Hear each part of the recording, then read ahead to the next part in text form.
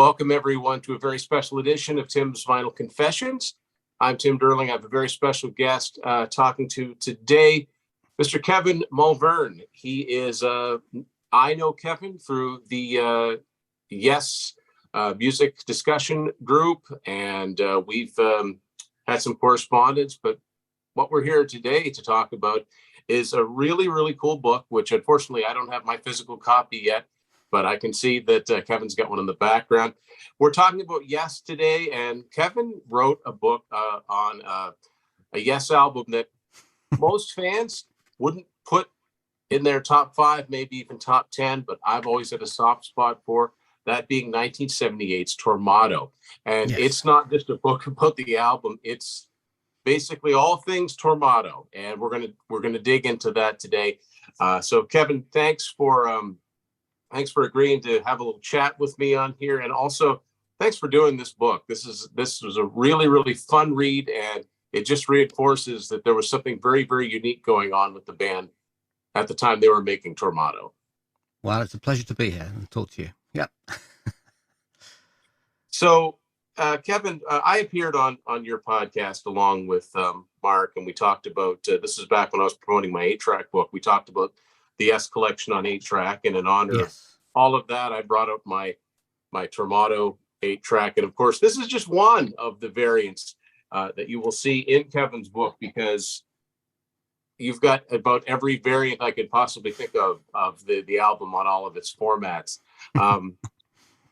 It's very thorough, but I'm gonna let the man himself talk about it. So, Kevin, if you don't mind, rewind a little bit.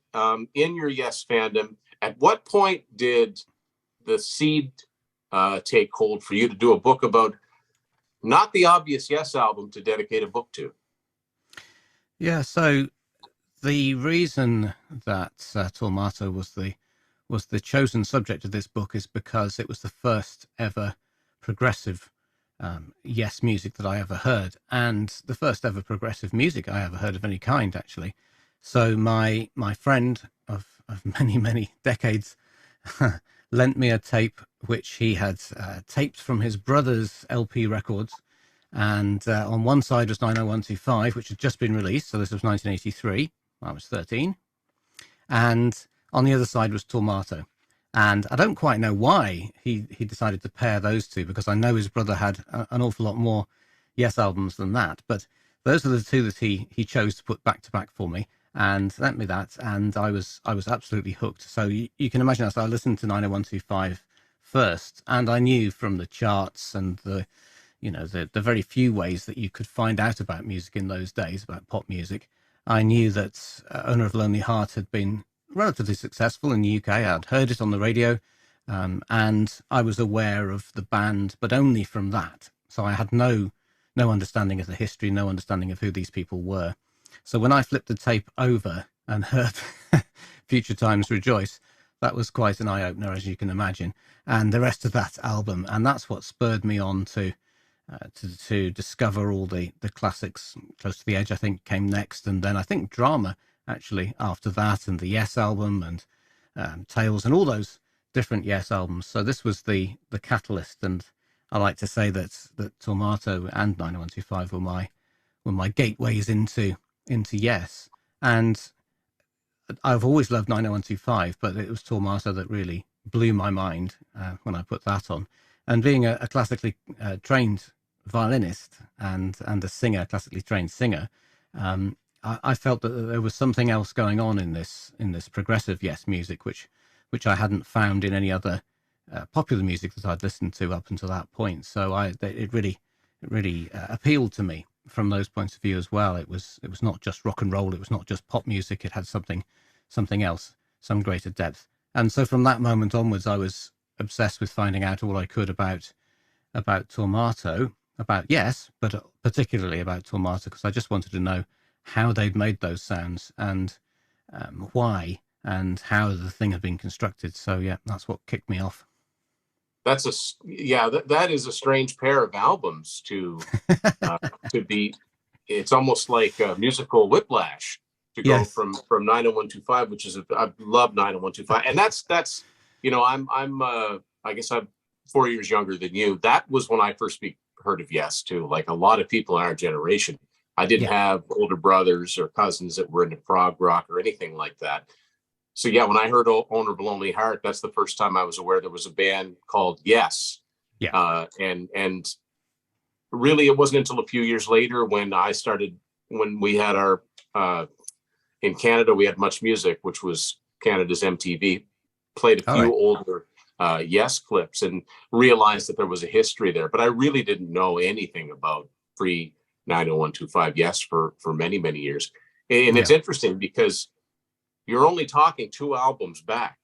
Even though it was 5 years, you're talking 2 albums back. I think that if it had been 90125 and Drama, it might have been less drastic sounding. But to go right, from Hearts to Fade Out, and the very next thing you hear is Future Times Rejoice. Yeah. In some ways, it almost doesn't sound like the same band. I mean, and well, you had 3 out of the 5 players were the same, but totally different approach to making music. And as you talked about, it wasn't the easiest thing to research.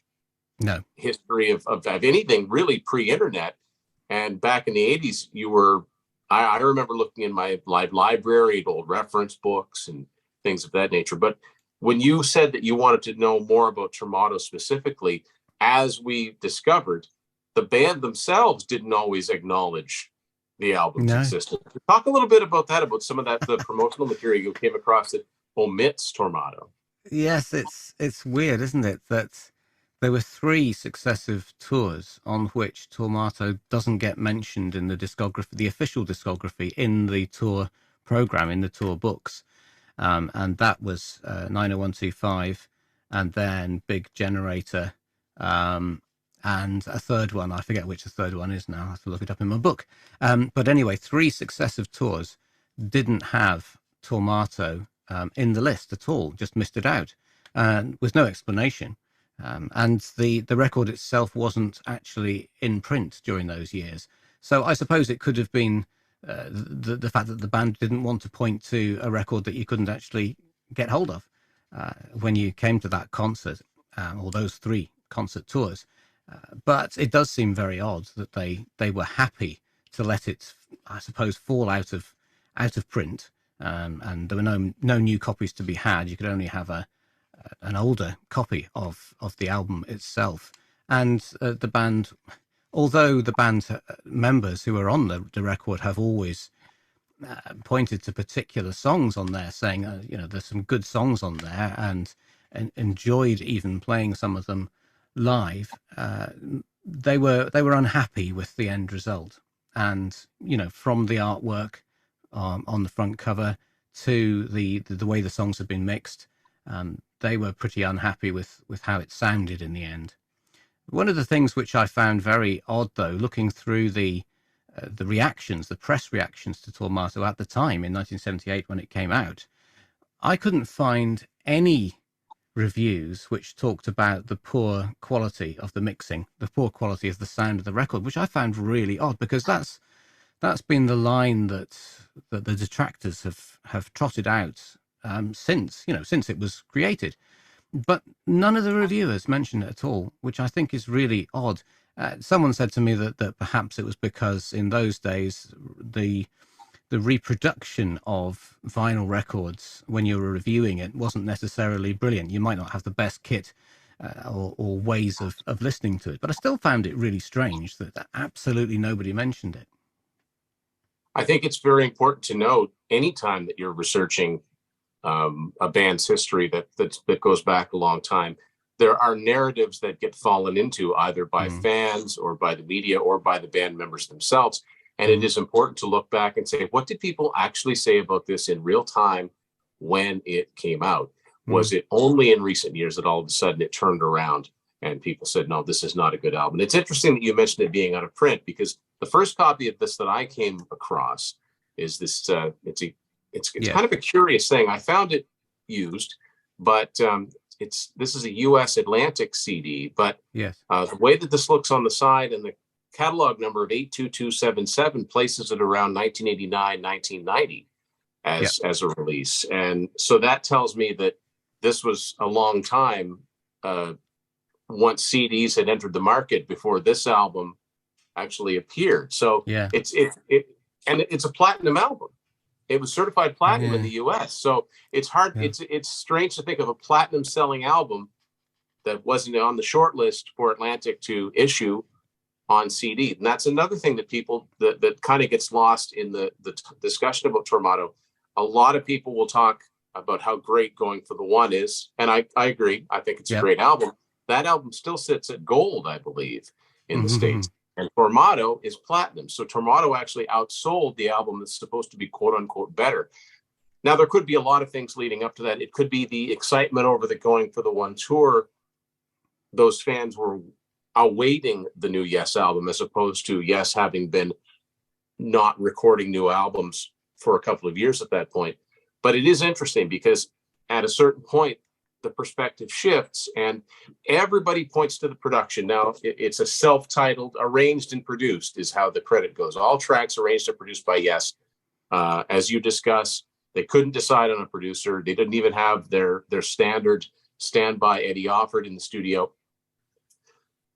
And the mix is, I would say, maybe wanting for perhaps some elements, but I don't think the album is deserving of the critical drubbing that it gets. No, I obviously I agree, and the thing is that this was, as I say, the first Yes progressive music I'd heard, and I just assumed at the time that it was, it was supposed to sound like this, and so I didn't have anything to compare it with at the time, and I listened to it so often on that cassette that it sort of seeped into me, and I find it even now, very difficult to understand what people find so offensive about it. I mean, I understand that that you had the Rick Wakeman, the Byrotron and the Polymoog in the same sort of tonal range as Steve Howe was playing his lead guitars there.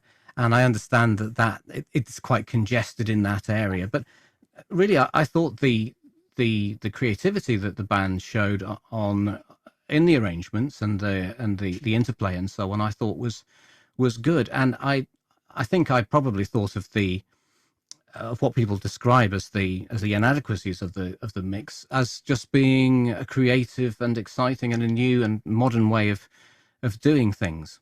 But of course, the band certainly don't agree with that. I had a conversation with Rick Wakeman, and I said to him, would you like to see the thing Tormato album remixed? And he said yes. He said it would probably have been better mixed on a food mixer, and he would certainly like to see it remixed, and but only if he and his current engineer could remix it, which was a fairly typical Rick comment. But no, I've never found it particularly bad. I do go through a process in the book of I chose fairly at random 9 different versions of the album to listen to on different formats and see which one I thought was best.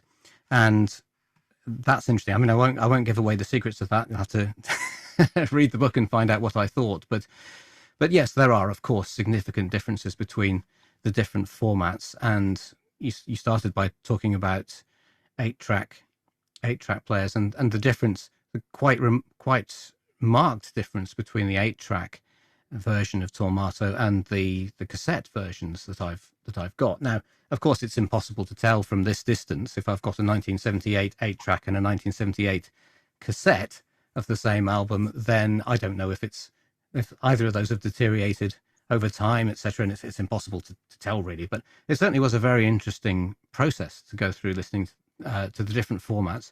And you can, in the best formats, again, I won't tell you what those are, but in the best formats, you can hear a lot more detail, a lot more separation in the, excuse me, particularly in the instruments, but in the vocals as well. And it's a different experience from my lowest rating one to my highest rating one.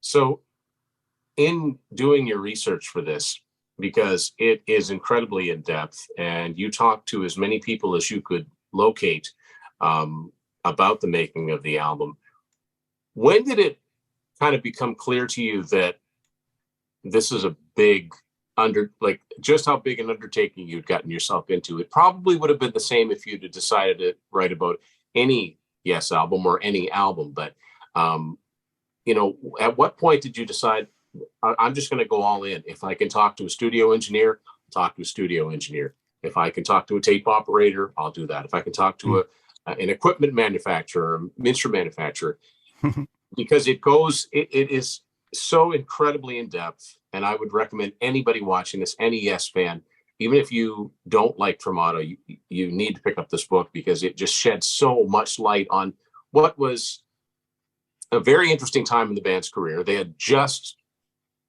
come back from doing all their solo albums. Patrick Moraz out, Rick Wakeman has come back again. They critically acclaimed with Going for the One, successful tour. Now they're back, but this period was obviously to be short-lived, as we would soon learn. Another one of those interesting periods in the band's history. But was there a point where you sort of like, wow, I've opened Pandora's box here. How can I possibly get all of this within the pages of a book? I mean, it was a fascinating process. I think the first time when I realized that there was a lot to discover was probably talking to Peter Woollerscroft. And he was a lovely, lovely chap. And he was the tape op at Advision. And one of the first people that came through the door when he started his career at Advision was Yes. And he was a huge Yes fan. And we are very grateful to him, because he took quite extensive notes of his working life, a diary. He wrote a diary of all the people who came in and all the things that he had to do. So his recollection of it is very good, because he did write it down at the time. And so his description of the way that they set the studio up, and the crazy way that they initially tried to set the studio up, which didn't work and had to be totally dismantled, and all the different microphones, all the different recording techniques that they used, and ways they tried to set it up so to get this record done. And when I spoke to Steve Howe about it, he did point out how difficult the process he found the process of creating this album. So the depth that Peter took us into just spurred me on to finding out all I could. And I'm one of those people that although I don't necessarily take part in all the heated arguments and so on of Yes fans, who are the most dysfunctional bunch of characters you could ever meet, although individually they're all wonderful, nice people, but certainly they get upset. And I learnt very early on doing the Yes Music podcast, which I started right back in 2011, which was 582 episodes in now. I learnt very quickly that with Yes fans, you need to be careful that to get the details right, because they are details people. And so when I started looking at the Birotron, for example, the best thing to do was to go to Chris Dale, because he has been restoring Birotrons from wrecked state to try and preserve that unique instrument, and managed to track down people like Derek Dearden, who created Alan White's drum synthesizer.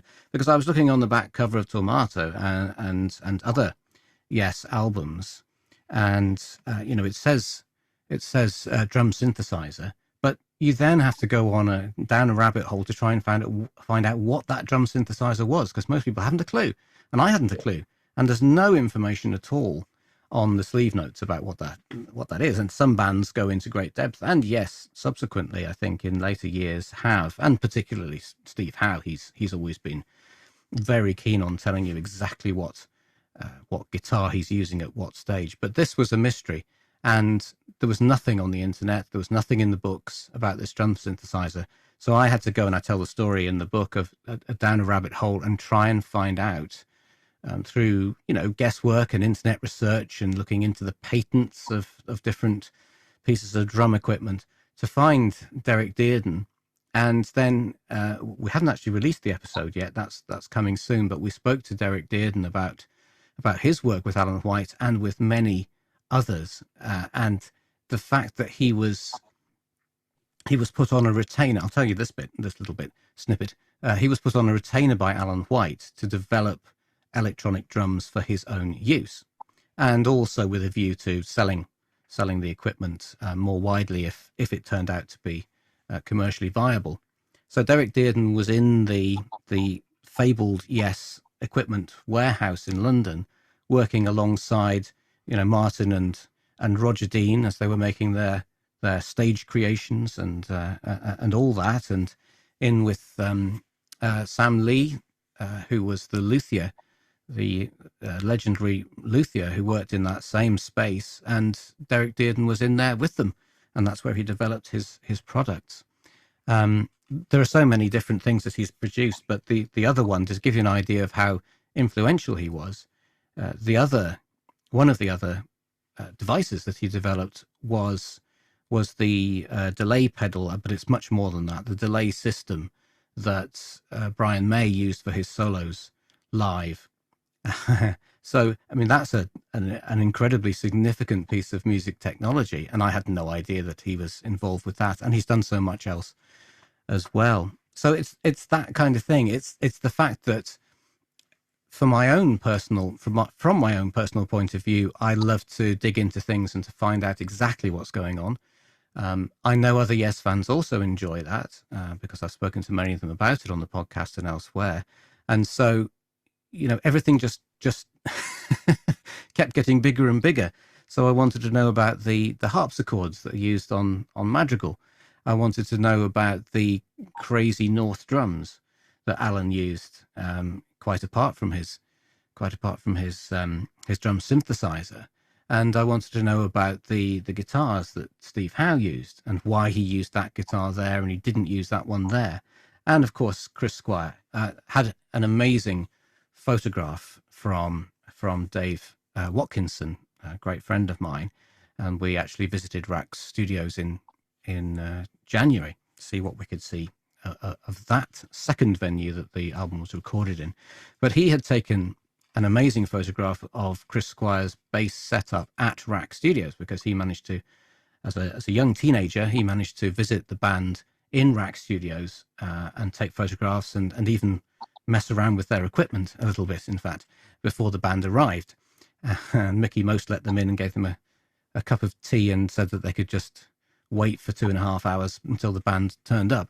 And so they went round photographing all the different equipment. And I was fascinated with this amazing, heavily modified set of Moog Taurus bass pedals that Chris Squire had. But the fact that they had been taken apart and different switches and labels and things attached to them, I wanted to know exactly what's going on there.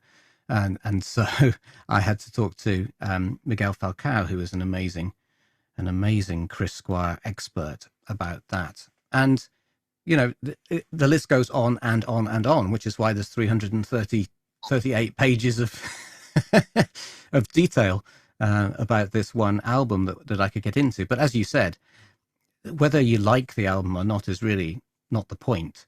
The point is I managed to learn a huge amount about how the music industry worked, how Yes worked at the time, what their hopes and desires were for the future. And of course, we know it all fell apart the next year. But at the time, what's the story? Did they want to make this album? Were they happy making this album? Was it difficult? Was it easy? All those sorts of things. But the other thing which this is a very long answer, I apologize, but the other thing which it drew me into were the technicalities of the formats. What's in the dead wax, and a lot of these things I was finding out for the first time, and I was fortunate to have Mark Anthony Kay as my co-host on the podcast, and he is an expert in things like dead wax, which is not something I'd come across before. I knew there were some scribbles in the middle of my discs, but I didn't know what they were, why they were there, and how they worked.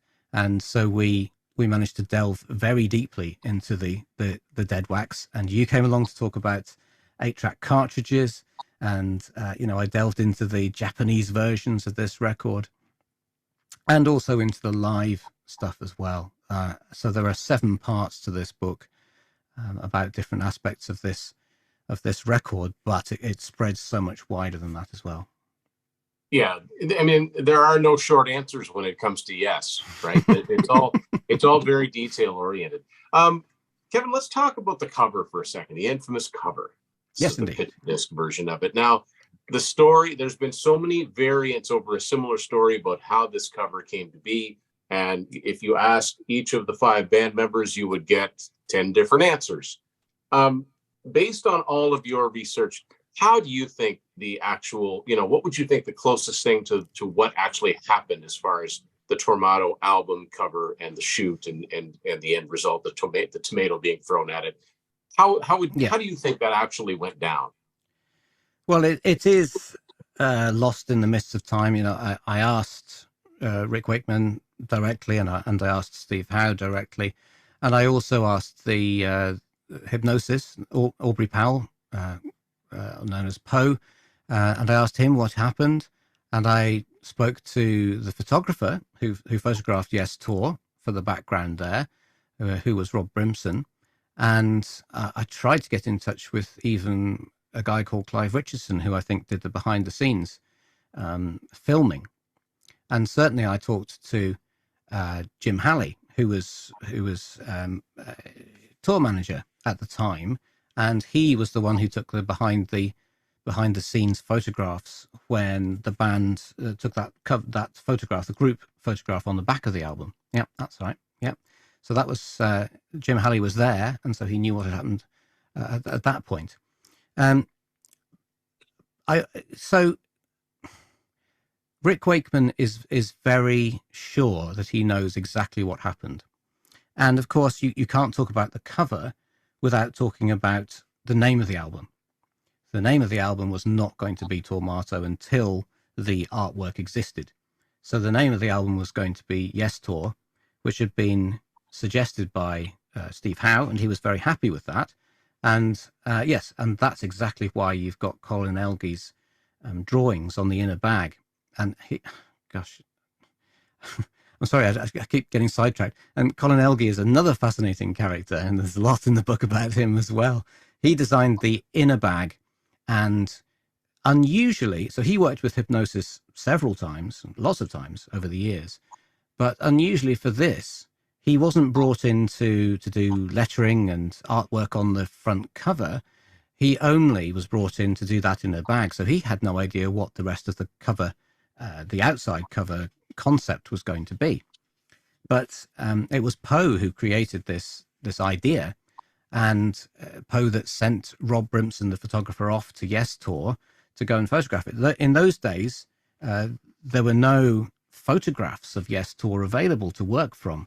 So Rob Brimson was given a very vague idea of what he was supposed to do when he went down to Yes Tour to photograph it. But he did come back, and there's a little story about him breaking his car on the way and various things. But anyway, he came back with that. He ended up posing. So Rob Brimson, the photographer, is actually the cover model. So the guy on the front of Tormato is Rob Brimson. And he was very upset because he never got paid a penny for doing that. One of those things. But anyway, he's the guy in the suit on the front cover. And when the band were shown this artwork, and it's not clear whether they were all together when they were shown it, or whether Brian Lane, the manager, was there at the time. And I think Steve Howe remembers it as being sent copies of this cover rather than all being in the same place at the same time. And I think Rick Wakeman actually thinks that there were more of them together when they saw it for the first time. But anyway, whatever happened, they saw the cover, and basically everybody was very unhappy with it. They sort of said, oh, well, there it is, there's the cover then. And I think that they were so concentrating so hard on trying to finish this album that it essentially got through. So they just sort of threw their hands up in despair and said, well, all right, let's just go with it then. But they were so unhappy with it that Rick Wakeman absolutely maintains 100% that he was so unhappy with it, he got the tomato and threw it at the cover. And then Poe took it back to the Hypnosis offices. Now, it's not clear whether it's the same tomato as was thrown by Rick, or whether they threw new tomatoes at it when they got back. But anyway, they took the original artwork, which didn't have the tomato, and photographed it with the tomato on. And we believe it was Rob Brimson who did that because that was his speciality, was that particular format of photographing, which Poe wasn't particularly good at. So it was Rob Brimson that re-photographed the artwork, because of course in those days, no Photoshop or anything, you had to do everything for real. So they had real tomatoes, which they threw at the original artwork. And then they took it back to the band, and Rick remembers it. Rick Wakeman remembers it as seeing it and Brian Lane saying, "Oh, well, you should call it Tormato then, not Yes Tor," and everybody laughing and throwing their hands up in despair. But in fact, the name just stuck. Steve Howe to this day is furious that they changed the name from Yes Tor to Tormato. He says he believes it's an insult to the band and everything that they stood for. But essentially, in the end, the name and the cover of the album were an in-joke. It wasn't serious, and the band were deeply unhappy with the with the artwork, and you can read a lot more about that in the book. Yeah. Well, Hypnosis were known. I mean, they're known for the somewhat iconic but often bizarre album covers. I mean, Led Zeppelin, Pink Floyd, 10cc, and these, I think only the two for Yes, going for the one and this album, that it's almost like every time around, Aubrey Powell and Storm Thorgerson, whoever was working on it, they kind of knew they were taking a chance. It seems like they're either going to love it or they're going to hate it, but let's do it anyway. Yeah. But to me, it fits the whole Yes aesthetic. It doesn't have to make a lot of sense. Of course, they'd call an album Tormato, and I didn't know what a Tor meant. It's a rock formation, right? Yeah. And then this one just happens to be called Yes Tor. Started with that. Yes. And not only, switching gears here a little bit, Kevin, but not only was the making of the album challenging, they were trying the Beertron, all these different instruments, the drum synthesizer, but the material on the album, very challenging material. You get Circus of Heaven and Arriving UFO. Speak for a little bit about, the unique challenges in really getting those song ideas down on tape, on reel, the way that they wanted them to sound. And is there any other way they could have done it? Well, it's fascinating. So they spent 3 months at Advision, and they had Advision booked out 24 hours a day, 7 days a week for 3 months. You can imagine how much that cost. Absolutely horrific amount of money that they spent at Advision. And their working days at Advision, just to add to the difficulties of the whole thing, their working days were very short because, as we know, the Fish, Chris Squire, used to be quite late into the studio, so they only started, I don't know, midday or something like that. And then John Anderson insisted on going home at 6 o'clock, I think, to read or 8 o'clock, to read his son a bedtime story. So their actual working time was very, very short. Rick Wakeman stayed every night after everyone else had gone home and did his keyboard parts. So it was very disjointed already. So there was a little bit of time to work on stuff during the day. Rick stayed on, but they weren't together for a significant amount of time. It was spread out enormously over those 3 months. So I think that was one of the difficulties. After they had got the backing tracks down at Advision, they decamped to Rack to do the proper vocals. So they only had guide vocals up until that point. John Anderson recorded all his vocals at Rack, and they recorded the other tracks, most of which turned up on the expanded and remastered version of the album, and other tracks which didn't turn up on there, which they worked on as well, and things like Abilene, the B-side of the single Don't Kill the Whale. But yeah, it's fascinating this because we spoke to Steve Howe about it, and as Yes fans will know, they played on the Silent Wings of Freedom last year live for the first time since the original tours. And he refused to play the introduction. So there's a huge, as you know, Chris Squire Chris Squire based introduction to that song, which we were expecting Billy to play if they were going to play it, Billy Sherwood to play. But no, they didn't. They started essentially at the theme introduction to the song, very short introduction to the song, and then left out the first sort of 4 minutes or whatever it was. And we asked Steve about that, and his answer was that he improvised an awful lot of the guitar parts in the studio for Tormato, and that was a common practice for other albums as well, but particularly Tormato. He felt that, again, because there was this tension between him and Rick, all trying to play more, both of them trying to play more notes more quickly than the other. So he strongly dislikes his own guitar parts at the beginning of that song. And I think that goes for some of the other songs as well, because he improvised them and he didn't like them. And he said to me that he would not play them live. Nobody would be able to persuade him to play them live because he wasn't going to sit down and learn parts that he didn't like. And so that gives you, I think, an insight into some of the problems that they had. Moving to RAC was very difficult as well, because RAC, Advision Studio One, was enormous. They used to record orchestras in Studio One at Advision, and they recorded film soundtracks and those sorts of things with a full orchestra. So they had a lot of space in Advision Studio One. RAC Studio was much smaller, and from the photographs in the book that Dave Watkinson took, you can see that all the kit. So all the kit came from all the kit came from Advision, was put into this much smaller studio in RAC, and it just looks a right mess. It looks absolute chaos. So that wasn't going to help either.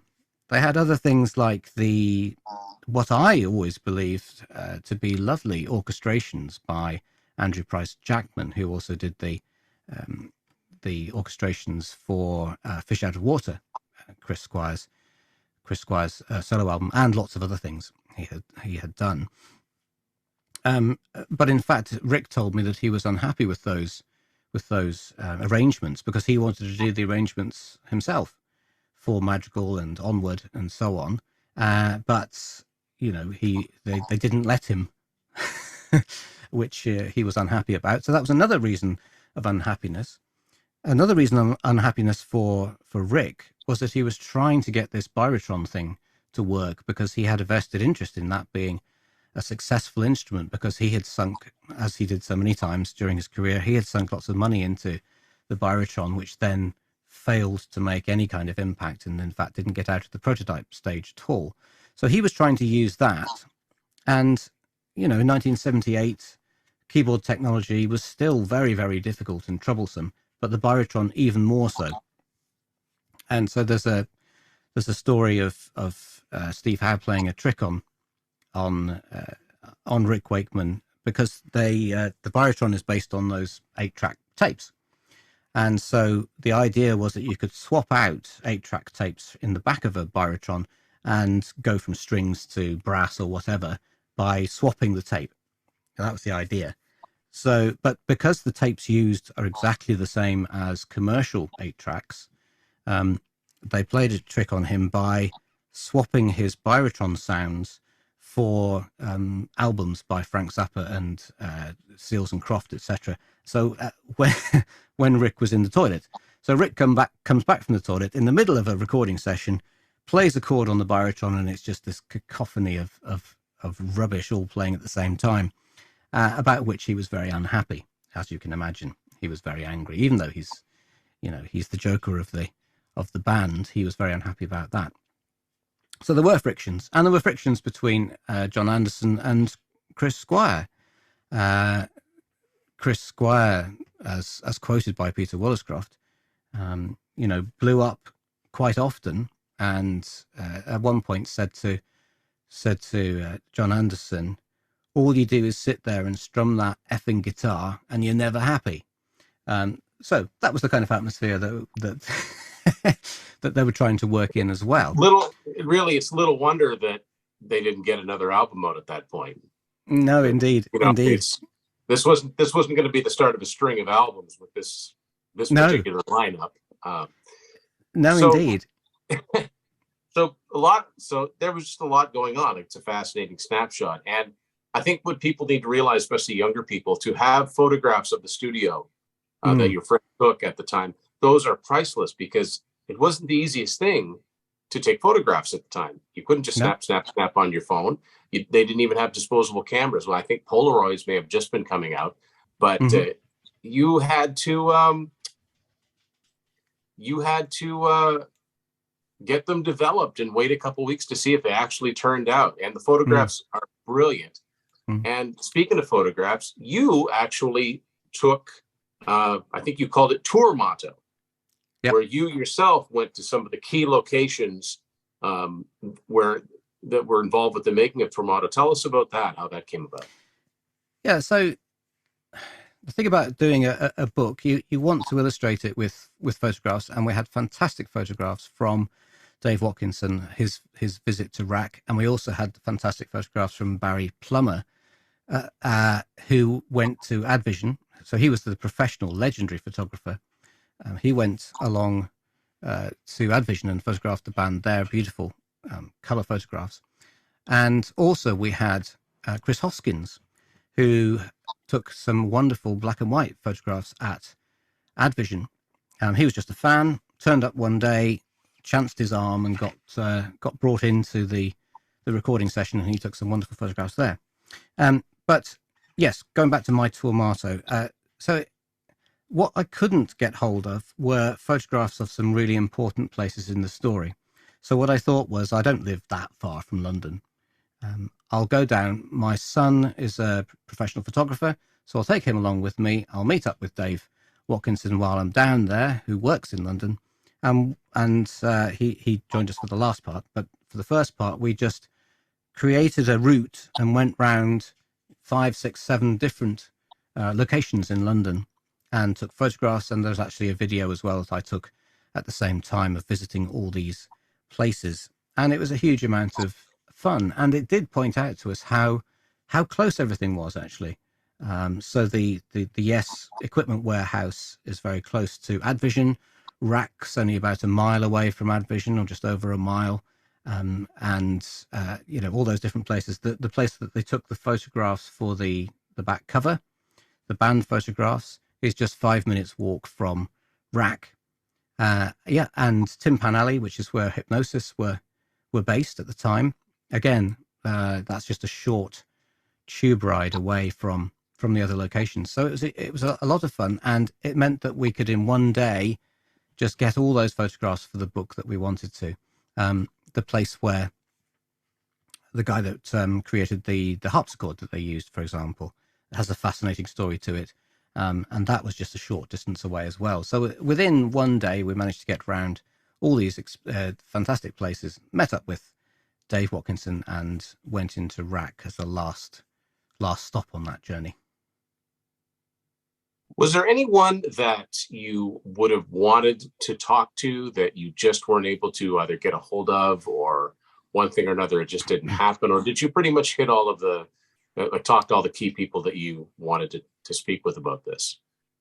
Yeah, I spoke to many people about it in various different ways. But the one person I was trying to get hold of was Clive Richardson. Now, Clive Richardson was working with the band in various different ways. He worked with Martin and Roger Dean to create some of those iconic stage sets that they did with the fiberglass, like the nebula one. What's that called? The Crab Nebula. So that's those sets were constructed partly by Clive Richardson. And what he then went on to do was to film the behind-the-scenes actual film, rather than photographs. The movies he filmed at Montreux. So when they were recording Going for the One, he travelled with Rob Brimson to Mountain Studios in Montreux, and there are lots of copies of this video on the internet where you can see the band recording, going for the one, but also in their downtime. So there's a famous clip of Rick Wakeman and John Anderson playing in the church. So Anderson playing his harp and Rick Wakeman playing the organ, the actual organ that they used on the album, which is a unique piece of film. There's also film of Alan White and Chris Squire jamming in the evening, after the day was done. So that was Clive Richardson. So I wanted to talk to him anyway. But what I think he also did was the behind the scenes on the Silent Wings of Freedom. So that video, which again is very easily available on YouTube, but there's no details of who took that film, anything about it, or even why it was created. And I also think, but I've not been able to get anyone to confirm this, I also think that Clive Richardson filmed both the Madrigal film and the Don't Kill the Whale film. He certainly filmed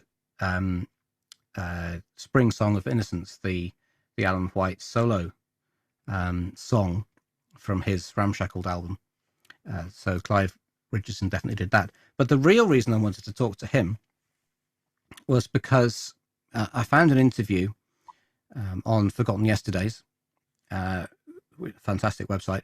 I found an interview with Clive Richardson where he talks about what he was doing for the Tormato tour.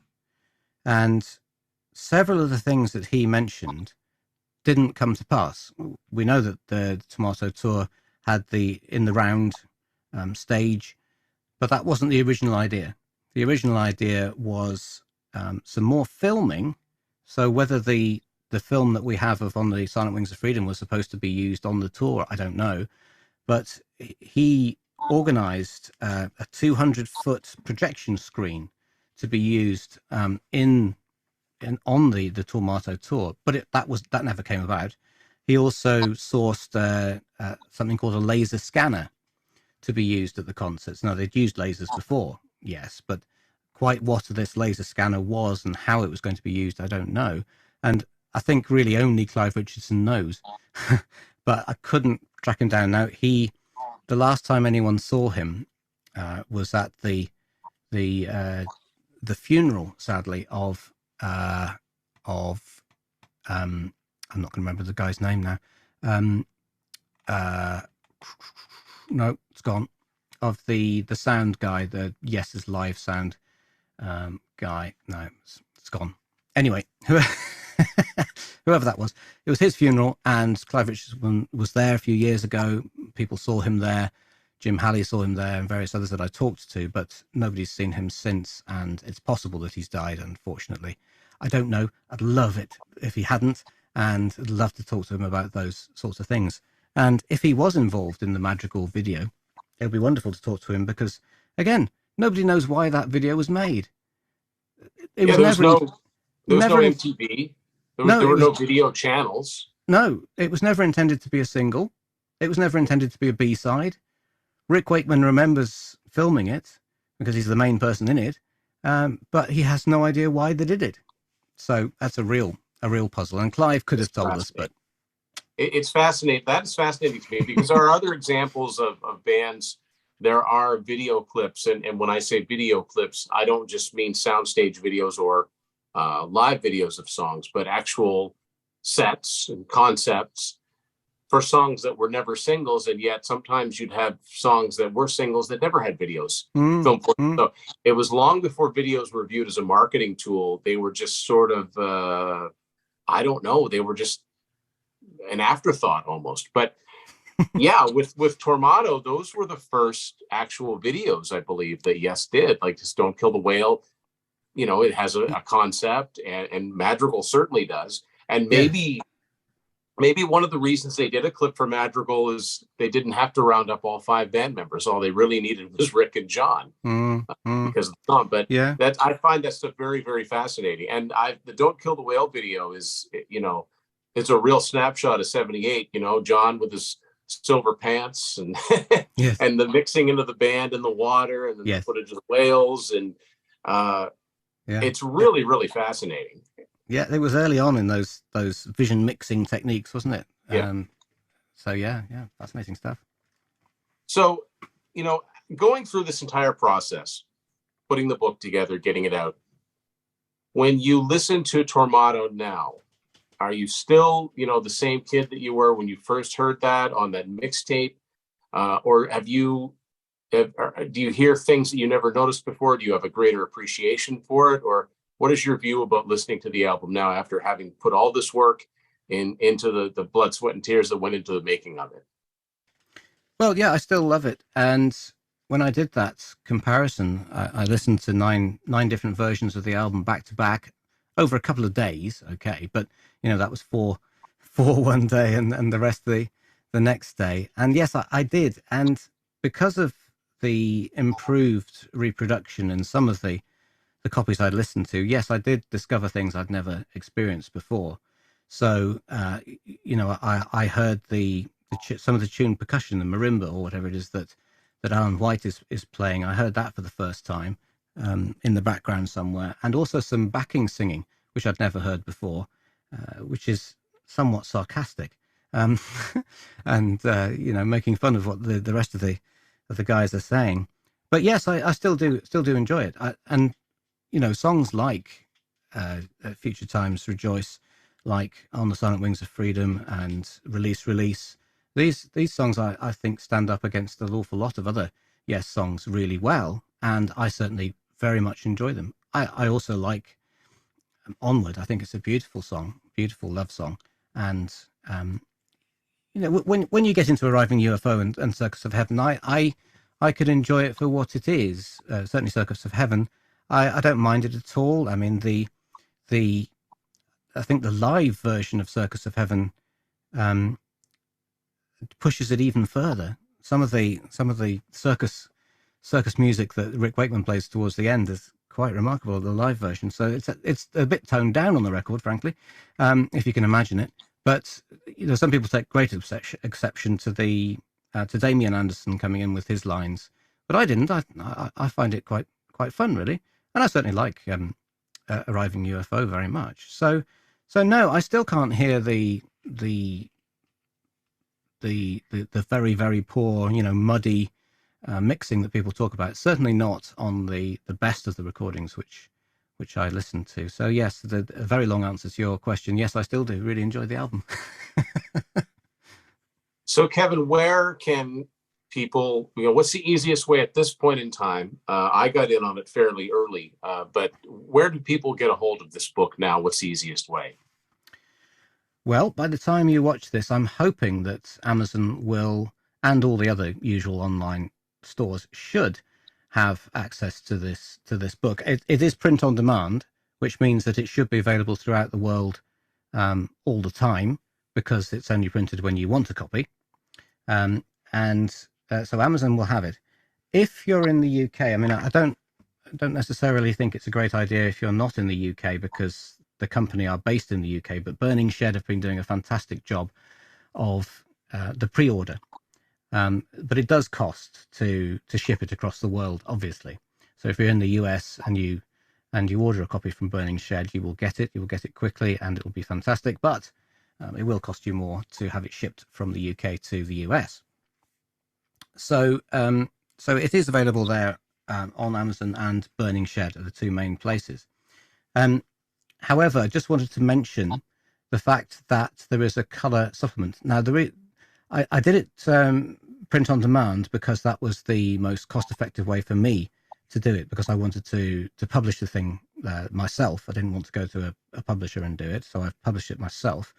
But that does mean that you can't do the usual color photographs in the middle of the book that you often get in this kind of a book. So what I did was I've produced this supplement, a color supplement of yes, the Tormato story, and I've filled this with 40 pages of color photographs, which are quite a few of the black and white photographs in the book are reproduced in color here, but I've also annotated it So we've got a little London map there, for example, and I've plotted out all the different places I went to. But it means that you get the proper full color photographs of the band in the studio and so on. And at the back, we've got some lovely live photographs as well, and some photographs which have never been seen before live as well, and a few things on the back there. So that is only available from my own website, which is tormatobook.com. But I'll certainly send you one of those if you want to go and get one from tormatobook.com. Excellent. Yeah, I was, Kevin was kind enough to send me a PDF, so I was familiar with the book before doing this, but I ordered a physical copy a long time ago. Need to get that supplement too. I got to work on that. And I certainly know, self-publishing is not the easiest thing in the world. but congrats on just a very, very professionally made book, and so full of information. Like I said, even if you're a big music fan, even if you're a casual Yes fan, and even less so a fan of Tormato, the worst thing that can happen is you can read the book and find it interesting. The best thing that can happen is you read the book, find it interesting, and then all of a sudden discover you like the album too. So, Yes. Of course, Yes Music Podcast. Tell us a little bit about Yes Music Podcast. How do people come across that? I know that you've been doing it, like you said, over 500 episodes. And yeah, what's that all about? So Yes Music Podcast is the tagline is Two Fans Exploration of the World's Greatest Progressive Rock Band, and we do weekly episodes where we talk to as many people as we possibly can.